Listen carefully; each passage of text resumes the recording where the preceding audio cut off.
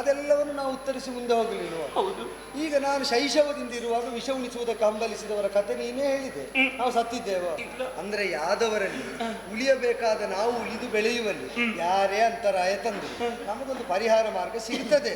ಆ ಚಿಂತೆಯಲ್ಲಿ ಇರುವಾಗ ನಾಳೆ ಇಷ್ಟೆಲ್ಲ ಆಗುವಾಗಲೂ ನನ್ನ ಗಂಡನ ಮನೆಯವರೋ ಭಾಗಿಯಾದ ಪ್ರಕರಣ ನನಗೊಂದು ಹೇಳಿಲ್ವಲ್ಲ ಅಂತ ನೀನು ಆಕ್ಷೇಪ ಮಾಡಬಾರ್ದಲ್ಲ. ಅದಕ್ಕೆ ಹೇಳಿದ್ದು ಬಿಟ್ರೆ ಏನಾದ್ರೂ ಒಂದು ಪರಿಹಾರ ಮಾರ್ಗ. ಈಗ ನಿನ್ನ ಮಾಂಗಲ್ಯ ಕಲಿಯಬೇಕು ಅಂತ ನನಗೆ. ನನ್ನ ಮಾಂಗಲ್ಯ ಭಾಗ್ಯ, ನನ್ನ ಓಲೆ ಭಾಗ್ಯವನ್ನು ಉಳಿಸಿಕೊಡ್ಬೇಕಣ್ಣ. ಇಲ್ಲ, ನಿನಗೆ ವೈದವ್ಯ ದೀಕ್ಷೆಯು ಬರುವುದಿಲ್ಲ.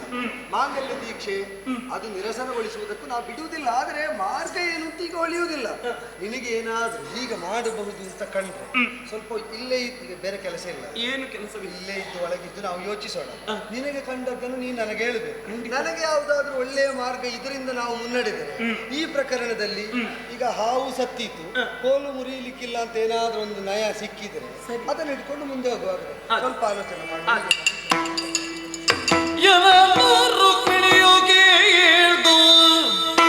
ರುಕ್ಮಿಣಿಯು ಕೇಳ್ದು ಇಂತೆಂದಳು ಅರಸನೊಳು.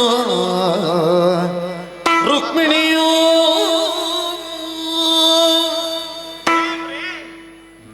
ಇಷ್ಟುದ್ದ ಬೆಳೆಯುತ್ತಲ್ಲ ಪ್ರಕರಣ, ಈಗ ಮುಗಿಯುತ್ತದೆ ಎನ್ನುವ ಹಾಗೆ ಕಾದು ಕುಳಿತವಳು ನಾನು. ಅಣ್ಣ ನನ್ನ ಜೋಡೋಲೆ ಭಾಗ್ಯವನ್ನು ಉಳಿಸಿಕೊಡಣ್ಣ ಎನ್ನುವ ಹಾಗೆ ಬೇಡಿಕೊಳ್ಳುತ್ತಾ ಇದ್ದ. ಇವಳ ಜೋಡೋಲೆ ಭಾಗ್ಯವನ್ನು ಉಳಿಸಿಕೊಳ್ಳಬೇಕಾದ್ರೆ ನಮ್ಮ ಜೋಡೋಲೆ ಭಾಗ್ಯದ ಗತಿ ಏನು? ಉಳಿಸಿಕೊಳ್ಳಬೇಕಾದದ್ದು ಅನಿವಾರ್ಯ. ಹಾಗಾಗಿ ನನ್ನವರಲ್ಲಿ ಕೇಳಿ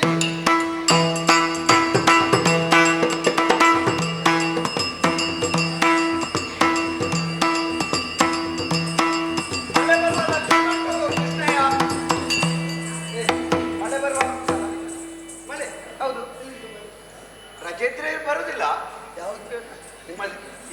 ಮಕ್ಕಳಿಗೆ ರಜೆ ಇದ್ರೆ ಮಳೆ ಬರುದಿಲ್ಲ. ಮಕ್ಕಳಿಗೆ ರಜೆ ಕೊಡುವುದು ಯಾರಾದ್ರೂ ಕೊಟ್ರೆ ಹಾಗೆ. ಅಂದ್ರೆ ಅವರು ಕಲಿಬೇಕಾದ್ರಿಂದ ವಿಮುಖರಾದ್ರೆ ಮಳೆಯೂ ಬರುವುದಿಲ್ಲ. ನಿಜವಾಗಿ ಇಳೆಯಲ್ಲಿ ಮಳೆ ಬೆಳೆ ಎಲ್ಲ ಬರಬೇಕಾದ್ರೆ ಕಲಿಬೇಕಾದ ಪ್ರಾಯದಲ್ಲಿ ಸರಿ ಕಲಿಬೇಕು. ಹೌದು. ಆದ್ರಿಂದಲೇ ಕೆಲವೊಮ್ಮೆ ಬರುವುದು, ಕೆಲವೊಮ್ಮೆ ಅತಿವೃಷ್ಟಿ ಬರುವುದು.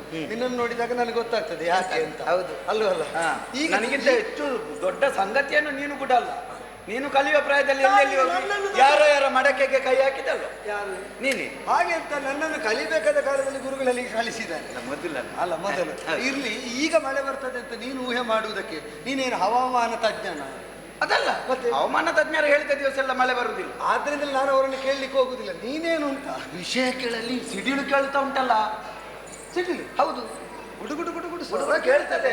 ಗುಡುಗುಡು ಸ್ವರ ಕೇಳಿದ್ರೆಲ್ಲ ಸಿಡಿಲು ಅಂತಿಲ್ಲ. ಹೌದೌದು, ಲಕ್ಷಣ ಉಂಟು. ಎಂತದು? ಮಳೆ ಬರ್ತದೆ. ಮಿಂಚಿದ್ರು ಇಲ್ಲ. ಈ ಬಾರಿ ಮಳೆ ಬರುವುದಿಲ್ವ ಅಂತಿದ್ದು ಸ್ವರ ಮಾತ್ರ. ಇಲ್ಲ, ಅದು ಮುಗಿಲಿಲ್ಲ ದಿವಸ ಎಲ್ಲ ಬರ್ತದೆ. ಏನೇ ಆಗಲಿ ನಾವು ಬರಬೇಕು ಬರಬೇಡ ಅಂತ ಹಾರೈಸಿದ್ರು ಹಾರೈಸದಿದ್ರು ಬರುವುದನ್ನು ನಮಗೆ ತಡೆಯುವುದಕ್ಕಾಗುವುದಿಲ್ಲ. ಬಾರದಂತೆ ನಮಗೇನು ಮಾಡುವುದಕ್ಕೂ ಆಗುವುದಿಲ್ಲ. ಹೌದು ಅಲ್ವೋ? ಹೌದು. ಆದ್ರಿಂದ ಬಂದದನ್ನು ಅನುಭವಿಸಲೇಬೇಕು. ಈಗ ಮಳೆ ಬಂದ್ರೆ ನಿನ್ನ ಮನೆಗೆ ಏನಾದ್ರೂ ತೊಂದರೆ ಆಗ್ತದ? ನನ್ನ ಮನೆಗೆ ಮಾಡೇ ಇಲ್ಲಲ್ಲ, ಮತ್ತೆ ಮಳೆ ಬಂದ್ರೆ ನನಗೇನು ಚಿಂತೆ? ಅದಕ್ಕಿಂತ ಮನೆ ಇಲ್ಲ ಅಂತ ಹೇಳ್ಬೋದಲ್ಲ. ಮಾಡಿಲ್ಲದ ಮನೆ ಅಂತ ಹೇಳುದು ಯಾಕೆ? ಅಲ್ಲ, ಮಾಡಿಲ್ಲದಿದ್ರೆ ಸಂತೋಷ ಅಲ್ಲ. ನೀರು ತುಂಬಿಸುವ ಕೆಲಸ ಇಲ್ಲಲ್ಲ. ಎಲ್ಲಿ ಪಾತ್ರೆ ಇಟ್ಟರೆ ಆಯ್ತು, ನೀರು ತುಂಬ್ತಾ ಇರ್ತದೆ. ಅಲ್ಲ, ಅದಕ್ಕಿಂತ ನೀರು ಅದ್ರೊಳಗೆ ಇದ್ರೆ ಆಯ್ತಲ್ಲ. ನಿನಗಾಗಿದ್ದ ತುಂಬಿಸುವುದು ಯಾಕೆ ನೀರಲ್ಲಿ? ನಿನಗೆ ಅಲ್ಲಿಂದಲೇ ಪಡೆದ್ರೆ ಆಯ್ತು. ಹೇಗೂ ಮಾಡಿಲ್ವಲ್ಲ. ಹೌದು. ಅಲ್ಲ, ನೀನು ಸತತವಾಗಿ ಇಲ್ಲೇ ಇರುವವ. ಆದ್ರಿಂದಲೇ ನಿನ್ನ ಮನೆ ಬಾಳಿಬಿದ್ರು ನಿನಗೆ ಗೊತ್ತಾಗುವುದಿಲ್ಲ. ಸಂತತ ಸಹಚಾರಿಯಾಗಿ ಜೊತೆಯಲ್ಲಿರುವವ. ಹೌದು. ಮಳೆ ಬಂದ್ರು ನೆರೆಯಿಂದ ನಾವು ಸಂತ್ರಸ್ತರಾದ್ರು ಪಾರುಗಾಣುವುದಕ್ಕೆ ಮಾರ್ಗ ಹುಡುಕುವುದಕ್ಕೆ ನೀನೊಂದು ನನಗೆ ಜೊತೆ ಇದೆಯಾ? ಹೌದು. ನಾನು ನಿನ್ನೊಟ್ಟಿಗೆ ಇರ್ತೇನೆ. ನಾವು ಮುಂದೆ ನೋಡುವ ಏನಾದ್ರೂ ಆದೀತು. ಯಾವ ಸ್ವಾಮಿ ಆಯ್ತಲ್ಲ?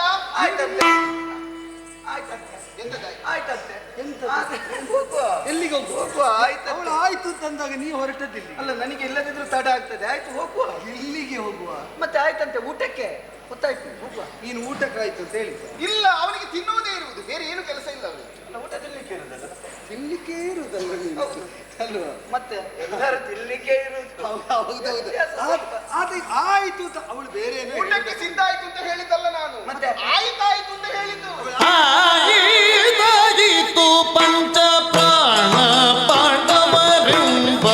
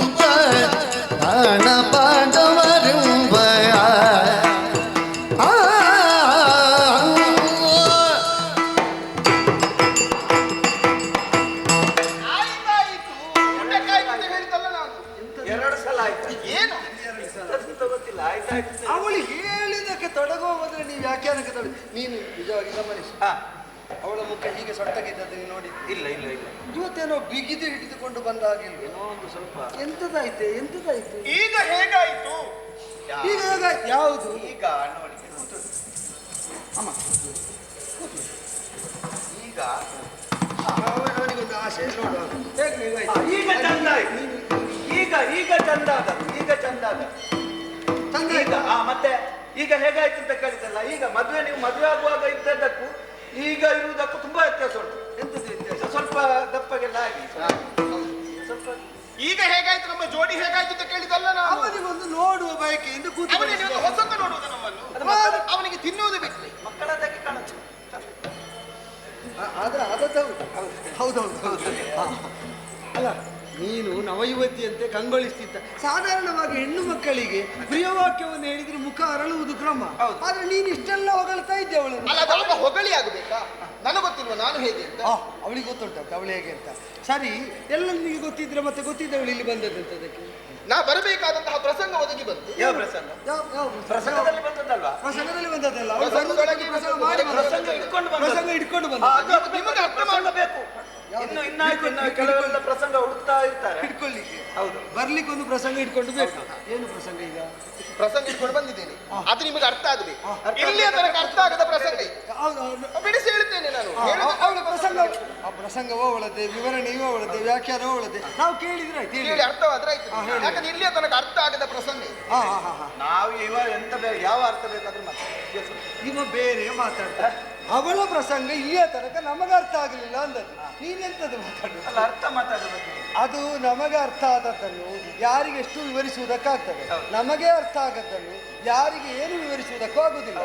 ಈಗ ಅವಳಿಗೆ ಅರ್ಥ ಆಗಿದೆ ನೋಡು ಆ ಪ್ರಸಂಗ ಏನು ಹೇಳಿ ಹೇಳಿ. ಪಾಂಡವರ ಮೇಲೆ ನಿಮಗೆಷ್ಟು ಪ್ರೀತಿ, ಪಾಂಡವರ ಮೇಲೆ ನಿಮಗೆಷ್ಟು ಪ್ರೀತಿ ಇದೆ ಎನ್ನುವುದನ್ನು ಎಲ್ಲರೂ ತಿಳಿದಂತಹ ಸತ್ಯ. ಹೌದು, ಅದೆಲ್ಲರಿಗೂ ಗೊತ್ತಿದ್ದ ವಿಷಯ ಅಲ್ಲ. ಮತ್ತೆ ಅದರಲ್ಲಿ ನೀವು ಹೊಸದಾಗಿ ಹೇಳಲಿಕ್ಕೆ ಹೌದಾ? ಹೌದು, ಅದನ್ನೇ ಬಿಡಿಸಿ ಹೇಳುವುದಕ್ಕಾಗಿ ಬಂದದ್ದು ನಾನು. ಪಾಂಡವರನ್ನು ಪ್ರೀತಿ ಎನ್ನುವ ಕಾರಣಕ್ಕೆ ಬೇಕಾಗಿ ತಲೆಯಲ್ಲಿ ಹೊತ್ತುಕೊಂಡು ತಿರುಗಾಡಿದ್ರಲ್ವ ನೀವು? ಯಾವಾಗ ಯಾರು ಇವರು? ಯಾವಾಗ ಹೊತ್ತದ್ದು? ಯಾವಾಗ ಹೊತ್ತುಕೊಳ್ಳಿದೆ? ಮಗರ ನೀನೇ ಹೇಳು, ನೀನೇ ನೀನೇ ಎಂತದ್ದು? ಇವಂತದ್ದು ನೋಡು. ಹುಡುಕೋದು ಎಂತದ್ದು ನೀನು? ಈ ತಲೆಯಲ್ಲಿ 5 ಮಂದಿಯನ್ನು ಓರ್ಲಿಕ್ಕೆ ಆಗ್ತದ? ಆಗ್ತದ? 5 ಮಂದಿ ಉಳಿದ 4 ಮಂದಿಯ ವಿಷಯ ಬಿಡುವ. ಭೀಮಸೇನ ಒಬ್ಬನನ್ನು ಓರ್ಲಿಕ್ಕೆ ಆಗುತ್ತದ? ಹೇಳುವಾಗ ಯಾರಾದ್ರೂ ಎದುರಿನವರು ನಂಬುವ ಆಗಿರ್ಬೇಕು. ಸುಮ್ಮನೆ ನಮಗೆ ಗೊತ್ತುಂಟು ಅಂತ ಹೇಳುದಲ್ಲಮ್ಮ. ಮತ್ತೆ ಏನು ಮಾತಾಡ್ತೀನಿ ನೋಡಿ, ಸರಿ ನೋಡಿ, ಇದು ಹೊರುವುದಲ್ಲ. ತಲೆ ಒಳಗೆ ಸ್ವಲ್ಪ ಇರ್ಬೋದು, ವಿಷಯ ಇರ್ಬೋದು, ಹಾಗಂತ ಹೊತ್ತಭ್ಯಾಸ ಇಲ್ಲ. 5 ಮಂದಿಯನ್ನು ತಲೆಯಲ್ಲಿ ಕುಳ್ಳಿರಿಸಿಕೊಂಡು ತಿರುಗಾಡಿದ್ದು ಹೇಳಿದ್ದಲ್ಲ ನಾನು. ತಲೆಯಲ್ಲಿ ಹೊತ್ತದ್ದು ಅಂದ್ರೆ ಅವರ ಕುರಿತಾದ ಒಳಿತಿನ ಭಾವನೆಯನ್ನು ನಾ ತಲೆಯೊಳಗಿರಿಸಿಕೊಂಡದ್ದು. ಅವರಿಗೆ ಬೇಕಾಗಿ ದುಡಿಯುವ ಕಾರ್ಯವನ್ನು ತಲೆಯಲ್ಲಿ ಸದಾ ನಾವು ಹೊತ್ತುಕೊಂಡಿರುವುದು. ಅವರ ಹಿತಚಿಂತನೆಯನ್ನು ನಾವು ಮಾಡುದು. ನಮ್ಮ ತಂದೆ ತಾಯಂದಿರನ್ನು ನಾವು ಹೊತ್ತುಕೊಳ್ತೇವೆ ಅಂತಂದ್ರೆ ತಲೆಯಲ್ಲಿಟ್ಟುಕೊಳ್ತೇವೆ ಅಂತ ಅರ್ಥವ? ಅವರ ಕ್ಷೇಮ ಚಿಂತನೆಯನ್ನು ನಾವು ಮಾಡ್ತೇವೆ. ಅವಳು ಹಾಗೆಲ್ಲ ಸುಮ್ಮನೆ ಹೇಳಲಿಕ್ಕಿಲ್ಲ, ಕಲ್ತ ಹುಡುಗಿ ಅವಳು, ವಿಷಯ ಉಂಟು. ಪಾಂಡವರಿಗೆ ಎಲ್ಲಿ ಕಷ್ಟ ಬಂದರೆ ಅಲ್ಲಿ ನೀವಿದ್ದೀರಿ. ಬಂದಂತಹ ಕಷ್ಟಗಳನ್ನು ದೂರೀಕರಿಸುವುದಕ್ಕೆ ಬೇಕಾಗಿ ನೀವು ಮೊದಲಾಗಿ ಹೋಗುವವರು. ನಮ್ಮವರು ಕೈ ಬಿಡ್ಲಿಕ್ಕೆ ಆಗ್ತದ? ಅವರು ನೆಚ್ಚಿಕೊಂಡಿದ್ದಾರೆ, ಅವರಿಗೆ ನಾನೇ ಇರುವುದು ಅಂತ. ಅದು ನಿಮಗೆ ಗೊತ್ತು, ಹೌದು, ಅವರಿಗೆ ಗೊತ್ತುಂಟಾ? ಅವರಿಗೆ ಗೊತ್ತಿದ್ದದನ್ನೆಲ್ಲ ಪಾಂಡವರು ನಮ್ಮವರು ಅಂತ ಅವರಿಗೆ ಗೊತ್ತಿಲ್ಲದಿದ್ರು ದೊಡ್ಡ ಸಮಸ್ಯೆ ಇಲ್ಲ. ಸಮಸ್ಯೆ. ಕೆಲವು ಮಂದಿ ಯಜಮಾನರು ಇರ್ತಾರೆ, ಅವರ ಜೊತೆಯಲ್ಲಿ ದುಡಿಯುವವರು ಎಷ್ಟೇ ಬೇಕಾದ್ರೂ ಅನ್ಯಾಯ ಮಾಡಿದ್ರು ಅವ್ರಿಗೆ ಏನು ಹೇಳುವುದಿಲ್ಲ.